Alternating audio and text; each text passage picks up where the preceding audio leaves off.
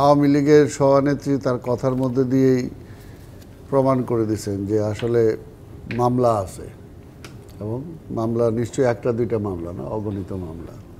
এখন সেই জায়গায় এখন দুইটা কম না 10টা বেশি, এটা তো কোনো বিষয় না। বিষয়টা হলো যে আজকের বিএনপির চেয়ারপারসন থেকে শুরু করে, বিএনপির অ্যাক্টিং চেয়ারম্যান থেকে শুরু করে, বিএনপির চেয়ারপারসন, বিএনপির মহাসচিব থেকে শুরু করে একজন সদস্য বাকি নাই যার বিরুদ্ধে কোনো মামলা নাই। তাহলে আপনি তাহলে কি মনে করেন যে তাহলে আপনি নিজেই গোটা দেখেন? আর আমরা তো বারবার বলছি এটা দরকার হলে পুলিশ বলুক না কেন, মামলা তো পুলিশই দিছে বেশিরভাগ, প্রায় সব মামলা। আপনাদের ক্ষেত্রে বলা হয়েছে যে আপনারা সেই তালিকাটা দিলে আপনাদের কাছে তালিকা চাওয়া হচ্ছে। না না, ঠিক আছে, আপনাদের কাছে তালিকা আসুক, আছে তো আমাদের কাছে, আমরা তো বলতেছি, আমরা তো অস্বীকার করতেছি না যে আমরা তালিকা দিতে, আমাদের কাছে আছে, আমরা বলতেছি পুলিশের কাছেও আছে। আর এটা তো নতুন কিছু না, এটা তো বারবার আমরা বলে আসছি। দেখেন মামলা বাড়বে না কেন?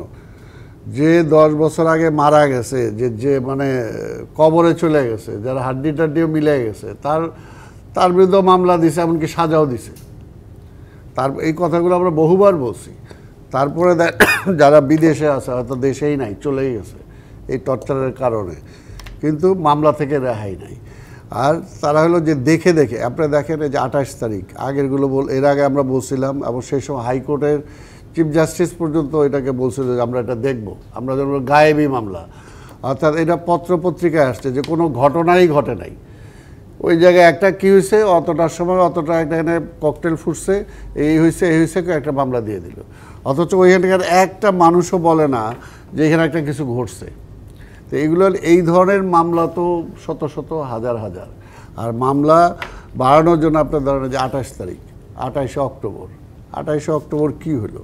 28শে অক্টোবর তো আমাদের একটা মহাসমাবেশ ছিল, এবং আমরা বারবার ওইখানে মাইকে, তারা বলে, আমরা তো মাইকেই বলতেছিলাম যে আমরা 5টার মধ্যে সমাবেশ আমরা শেষ করে দিব। তারা যে কারণে আমরা আগে শুরু করতে চাই যাতে লোকগুলো চলে যেতে পারে, আমরা এখানে কর্মসূচি ডিক্লেয়ার করব। কিন্তু তারা আগে থেকেই শুরু করে দিল, এবং আমরা তো এইখানে আজকে ওইখানে নতুন সমাবেশ করি নাই, এর চেয়ে এরকম সমাবেশ আমরা এর আগেও করছি, কিন্তু কখনো ওই প্রধান বিচারপতির বাড়িতে যে হামলা করতে হবে এটা কখনো বিএনপি চিন্তাও করে নাই। এখানে পুলিশ হসপিটালে হামলা করতে হবে চিন্তা করে, যেগুলো বিদেশি অনেক অনলাইন মাধ্যমও দেখাইছে যে বিল্ডিংয়ের উপর থেকে কারা গুলি করছে। আর আরেকটা হলো যেটা সবচেয়ে বড় কথা, যে 2 ঘন্টার মধ্যে আমাদের কাউকে বাদ নাই, সবাইকে, আমাদের শত শত কয়েক হাজার নেতা কর্মী আমাদের সহ সবাইকে 6টা 7টা 8টা 10টা 12টা মামলা পর্যন্ত দিছে। 2 ঘন্টার মধ্যেই সব মামলা রেডি হয়ে গেল। তারা এই 2 ঘন্টার মধ্যে তারা সব রেডি করে ফেললো, কে কোথায় ছিল, কে কি করছে, এখানে সব রেডি। অর্থাৎ এটা হলে পুরো পরিকল্পিতভাবে একটা, যে বিএনপিকে মাঠ ছাড়া করা, যে নির্বাচন একটা আসছে, এই নির্বাচনে যদি বিএনপি মাঠে থাকে আর বিএনপি যদি নির্বাচনে যায় তাহলে তাদের জয়লাভ করার কোনো সুযোগ নাই। কাজে আগেই বিএনপিকে মাঠ ছাড়া করে দাও, কিছু জেলে ঢুকায় দাও আর কিছুকে মামলা দিয়ে দাবড়ায় বেড়াও। তারা তাই করলো, তাই না? এবং সেই সময় আমরা তো দেখছি যে পুলিশের যে সমস্ত দায়িত্বপ্রাপ্ত কর্মকর্তারা, তারাও তো বিবৃতি যেগুলো দিছেন, সেই সময় তো দেখছি একটা দলের নেতাদের মতো বিবৃতি তারা দিছেন। অর্থাৎ এটা অ্যাকচুয়ালি যেটা হয়েছে যে আজকের এই গত 15-18 বছরে তারা পুলিশ সহ বিভিন্ন জায়গায় সবগুলো মানে অর্গানকে তারা দলীয়করণ করে এমন একটা পর্যায়ে নিয়ে গেছে যেখানে আর দল ছাড়া কিছু নাই। তার মানে আপনি বলছেন যে যতগুলি ঘটনায় আপনাদের বিরুদ্ধে মামলা হয়েছে, যেহেতু প্রধানমন্ত্রী বলেছেন কোনো মামলায় রাজনৈতিক মামলা নাই আপনাদের বিরুদ্ধে, সবগুলি হচ্ছে সন্ত্রাস, অগ্নি সন্ত্রাসের মামলা।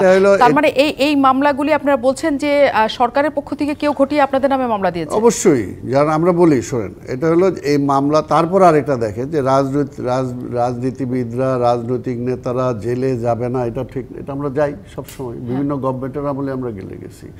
বিভিন্ন সময় কিন্তু দেখা গেছে যে যখন গ্রেপ্তার হয় বিশাল একটা এলিগেশন আমার বিরুদ্ধে আসে, কিন্তু পরবর্তী পর্যায়ে কিন্তু আর কোনো এলিগেশন নিয়ে ওই ধরনের মামলা হয় না। আমরা তো এরকম মনে করি, আমি তো প্রায় সব গভর্নমেন্টের আমলে জেল খাটছি, কিন্তু এইগুলো হয় না। কিন্তু এই সরকারের আমলে যেটা হয়েছে, এখানে মনে করে এখন যেটা বললো যে সব কিছুই, মির্জা ফখরুল ইসলাম আলমগীর, তিনি কি সিটি কর্পোরেশনের ময়লার গাড়ি ভাঙতে গেছে,